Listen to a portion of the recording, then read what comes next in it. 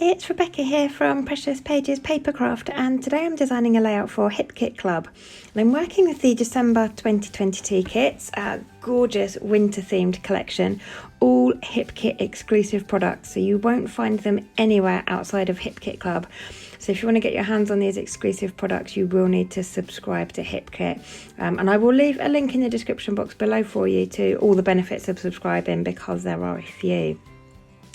Now I'm working with the December kits. As I said, my January kit is actually due to arrive, it'll be today actually, the day this video goes live. So hopefully by the time I get home from work, it will be here. But I absolutely adore the December kits, so it was lovely to have another chance to play with them. And I haven't yet made a mixed media layout with them, so fantastic that today I get to have a play with mixed media. And in the colour kit this month we get 3 shimmers products. So we get an original shimmers, which is called Golden Wheat, and it's a lovely golden yellow colour, and it matches that mustardy coloured paper there perfectly. The other one we get is, or the other two, sorry, are Inklings, both of them. One is called Naughty or Nice, and it's a lovely pink colour, and the other one is called Blew My Mind, and it's a gorgeous blue colour that has like gold glitter in it, so it has a gold hue to it. So really pretty colours that work fantastic with this collection. And then obviously with those you get an exclusive Hip Kit stencil as well, which is really pretty this month. It's gorgeous little snowflakes, which I'm going to use on this layout. You'll have to excuse me, I'm sniffling quite a bit at the moment. I've got a bit of a cold going on, but we will get through, we'll be fine. So I'm starting off my layout with some strips of patterned paper. You saw at the beginning I had a 3x4 photo, and I've used the Hip Kit metal dies just as a template for a circle to cut my photo into a circle.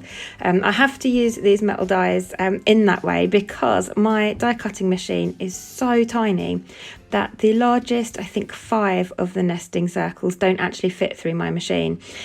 So it's a shame, but it means I still get to use them because I use them as templates, and I use them a lot as templates. I'm forever using them to draw around because it's much easier than setting my laptop and my silhouette up just to cut some circles. So whether you've got a die cutting machine or not, those circle nesting dies are a godsend. I love them, and Hip Kit also make them in hexagons as well. So I love both of them, and I use them so regularly. They are a staple in my stash. So like I said, use the circle die to cut my photo, and then I'm just freehanding a white border on that. I've cut some strips of patterned papers. I've gone for 2 blues, one darker obviously than the other, and then some of that lovely mustard colour.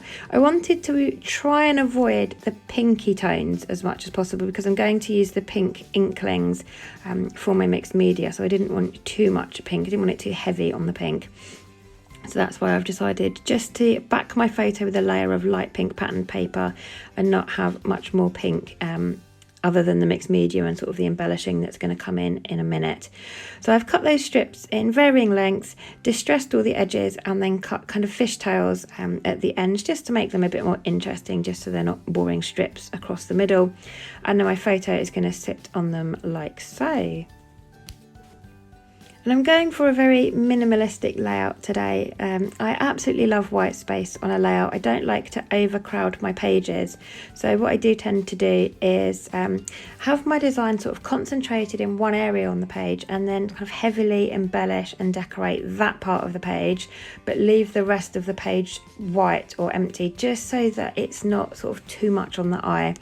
And I find that this way I don't sort of have so much on the page that I don't know where to look, and I get to take in everything. I'm not too overwhelmed. So I'm going for kind of the bottom half of the page today. And I'm going to add loads of the floral die cuts. I absolutely adore these. You can't go wrong with florals, and I always struggle when a collection or a kit doesn't have floral die cuts in, because it's the first thing I always want to reach for. You can use florals with anything, can't you? And these ones are super pretty this month, very wintry, and again the colours just match perfectly with the kit, so really, really lovely. And I think in that pack you get 59 die cuts, so florals and leaves, you get 59 of them, so they will last a fair few layouts. So I've got some organised in kind of like a diagonal line going through my photo, and you'll notice I'm building my layout out here before I've done my mixed media. So I'm trying to get everything stuck together so that when I go to do my mixed media, I can just move everything off in one piece and then bring it back on every now and then when I'm adding my inks, so that I can see how it looks and make sure I've got enough, rather than building my layout, deciding I like it, taking it all off to do my mixed media, and then either not remembering how I had it so perfectly the first time, or I end up covering most of my mixed media where I rearrange things. So I like to try where possible to get everything stuck together in as few pieces as possible. In this case, one big piece, and then I will draw around it with a pencil very faintly, and then I can see very clearly where I need to apply my mixed media. So I'm just getting my inks ready. The original shimmers, that lovely golden wheat colour there, that is original. So that is a wet paint in a pot, very oily, and all of my pigment was stuck to the inside of the lid. You can see me here scraping it out. So actually in the pot itself, I just had what looked like a load of oil, almost like vegetable oil, but see-through. And I was like, oh, where's all my pigment and my colour gone? This is weird. And then when I turned the lid over, I realised it was all stuck in my lid. So obviously during shipping, the pot has got stuck upside down for a period of time. But it was really easy just to scrape that off with a paintbrush and then mix it up with the oil in the pot. So if you do find that's happened to yours, just give it a stir and scrape it off the lid, and it's good as new again. You would never know there was anything wrong with it. The other two colours then, the Naughty or Nice and Blew My Mind, are Inklings. Now they are dry paints that you need to add water to if you're new to shimmers. Just spritz or add a bit of water to the pot, and then just with your paintbrush just stir it up, and it will sort of loosen the top layer of ink paint for you, so the whole jar doesn't become liquid, just kind of that top layer. When you've finished with them, do make sure you leave the lids off to let them dry, because they do tend to go mouldy if you put the lid straight back on and leave liquid in there. So once I've finished with these, I do leave the lids off and let them dry.